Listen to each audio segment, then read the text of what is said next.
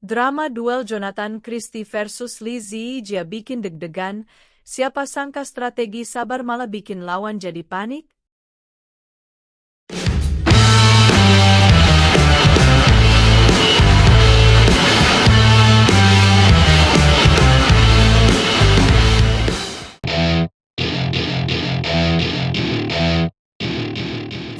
Pertarungan sengit di lapangan bulu tangkis kembali mempertemukan Jonathan Christie, tunggal putra andalan Indonesia, dengan Li Zijia, unggulan kelima asal Malaysia, dalam babak perempat final Kumamoto Masters 2024 di Jepang. Pertandingan ini benar-benar menjadi ajang ketegangan, dan akhirnya membawa Jonathan melaju ke semifinal setelah berhasil memenangkan 3 game penuh drama dengan skor 12-21, 21-18, dan 21-18. Di awal pertandingan, Jonathan tampak kesulitan menembus permainan Li yang terkenal agresif. Ia mengakui bahwa permainan di game pertama menjadi tantangan tersendiri karena harus menghadapi gaya permainan Li yang memaksa Jonathan untuk bermain lebih cepat.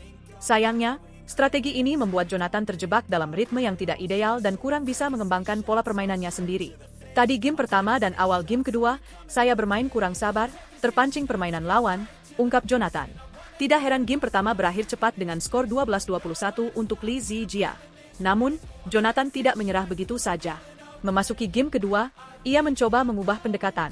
Menyadari bahwa ketenangan adalah kunci untuk menghadapi tekanan dari Li, Jonathan mulai bermain lebih sabar dan menghindari permainan cepat yang mudah dibaca lawan. Di game kedua, saya mencoba lebih tenang dan lebih sabar.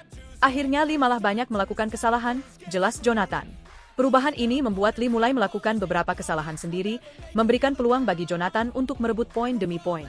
Dengan keteguhan hati dan permainan yang semakin stabil, Jonathan sukses menutup game kedua dengan skor 21-18, membuat kedudukan sementara menjadi imbang.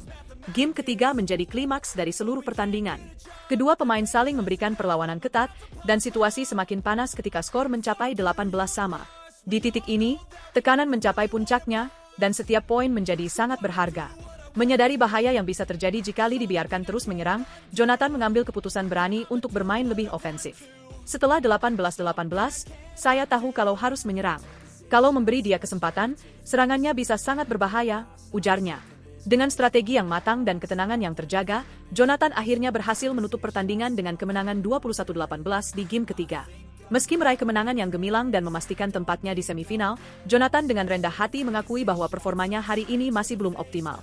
Ia merasa banyak tekanan yang perlu ia atasi, namun tetap bersyukur dapat melewati situasi sulit ini. Bukan permainan saya yang terbaik, tapi puji Tuhan bisa keluar dari tekanan, dari situasi sulit. Ini jadi pengalaman bagus buat saya, ujar Jonathan. Kini, fokus Jonathan beralih ke persiapan menghadapi laga semifinal yang akan berlangsung keesokan harinya. Setelah melewati laga yang sangat intens, Jonathan memutuskan untuk beristirahat agar dapat memulihkan kondisinya dan kembali tampil dengan fisik yang prima. Pastinya mau istirahat dulu, refreshing sedikit setelah tegang-tegang sejak semalam. Baru menyiapkan lagi fokus untuk pertandingan besok, ujarnya penuh semangat. Di sisi lain, tidak hanya Jonathan yang menjadi wakil Indonesia di perempat final Kumamoto Masters 2024 ini. Masih ada 4 wakil Indonesia lainnya yang turut berlaga dan mencoba memperjuangkan tiket ke babak berikutnya. Pertama, ada tunggal putri Gregoria Mariska Tunjung yang akan menghadapi tantangan besar melawan wakil Denmark, Mia Blichfeldt. Gregoria, yang sedang dalam performa apik, tentunya akan berusaha untuk memberikan yang terbaik demi bisa melangkah lebih jauh di turnamen ini. Sementara itu, di sektor ganda putra, pasangan Leo Roli Carnando dan Bagas Maulana siap berjuang menghadapi pasangan tangguh asal Cina, Chen Boyang dan Liu Yi. Pertandingan ini menjadi tantangan berat, mengingat Leo Bagas harus menghadapi pemain dengan teknik dan kekuatan yang mumpuni. Namun, dengan ketahanan dan keuletan yang mereka miliki, tidak ada yang mustahil untuk pasangan ganda muda ini.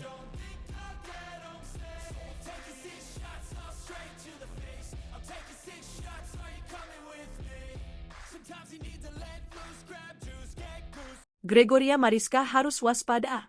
Lawan pertamanya di Kumamoto Masters kali ini, pemain muda Jepang Tomoka Miyazaki, pernah mengalahkan legenda-legenda. Perjalanan Gregoria Mariska Tunjung di ajang Kumamoto Masters 2024 sudah ditunggu tantangan berat sejak awal. Lawan pertamanya adalah pemain tuan rumah Jepang yang masih sangat muda, Tomoka Miyazaki. Meski baru berusia 18 tahun, Tomoka bukanlah sosok yang bisa diremehkan begitu saja. Catatan prestasinya cukup mengejutkan karena ia pernah mengalahkan beberapa pemain top dunia, termasuk Pusarla Venkata Sindhu, Ratchanok Intanon, hingga Akane Yamaguchi. Bayangkan, Gregoria harus menghadapi pemain yang punya potensi besar ini sejak babak awal. Gregoria tentu harus mempersiapkan dirinya dengan baik. Meski dari segi ranking Gregoria berada di atas, Tomoka punya keunggulan karena bermain di kandang sendiri. Dukungan dari penonton tuan rumah bisa saja menjadi motivasi besar bagi Tomoka untuk tampil habis-habisan dan memberikan perlawanan sengit. Bagaimana kira-kira strategi Gregoria dalam menghadapi pemain muda penuh kejutan ini? Akankah ia berhasil menunjukkan performa maksimal dan menjaga konsistensi permainannya di turnamen ini? Ini tentunya akan menjadi tantangan besar bagi Gregoria dan seluruh penggemar bulu tangkis Indonesia berharap ia bisa melewatinya dengan baik. Namun, Gregoria bukan satu-satunya wakil Indonesia yang harus berhadapan dengan pemain Jepang sejak awal. Putri Kusuma Wardani, atau Putri KW, juga mendapat tantangan serupa. Di babak pertama, Putri KW akan menghadapi Riko Gunji, pemain tunggal putri Jepang yang juga menjadi ancaman. Sekilas, Riko mungkin terlihat sebagai lawan yang tidak terlalu istimewa karena peringkatnya berada di posisi 42 dunia, namun faktanya, Putri KW belum pernah berhasil mengalahkan Riko dalam 2 pertemuan sebelumnya. Kekalahan dalam 2 laga tersebut menjadi bukti bahwa Riko adalah lawan tangguh yang harus dihadapi Putri dengan penuh strategi dan konsentrasi tinggi. Putri KW tentunya ingin memecahkan rekor buruk ini dan membuktikan dirinya bisa mengalahkan Riko. Namun, pertandingan ini tidak akan mudah. Riko Gunji telah menunjukkan permainan yang sulit ditembus dan sepertinya sudah memahami gaya permainan Putri KW. Sebaliknya, Putri juga harus mampu mencari celah dan memperbaiki kelemahan dari pertandingan sebelumnya agar bisa mengatasi perlawanan Riko kali ini. Kita semua berharap, tentunya, bahwa Putri KW berhasil bangkit dan mampu mematahkan rekor buruknya melawan Riko di Kumamoto Masters 2024 ini. Selain Gregoria dan Putri, satu lagi wakil Indonesia yang juga berjuang di Kumamoto Masters adalah Komang Ayu Cahya Dewi. Namun, berbeda dengan Gregoria dan Putri yang langsung masuk babak utama, Komang harus memulai perjalanannya dari babak kualifikasi. Komang akan berhadapan dengan Lauren Lam, wakil Amerika Serikat, untuk memperebutkan tiket menuju babak utama. Meski pertandingan kualifikasi sering dianggap sebagai pemanasan, namun bagi Komang ini adalah momen yang sangat penting. Kemenangan di babak kualifikasi akan memberinya kesempatan untuk bersaing dengan pemain-pemain top di babak utama bersama rekan-rekannya dari Indonesia. Untungnya, Komang memiliki modal yang cukup baik menghadapi Lauren Lam. Dalam 2 pertemuan sebelumnya, Komang berhasil memenangkan pertandingan. Terakhir kali mereka bertemu adalah di Australian Open 2024 pada bulan Juni, di mana Komang sukses membuat Lam gigit jari.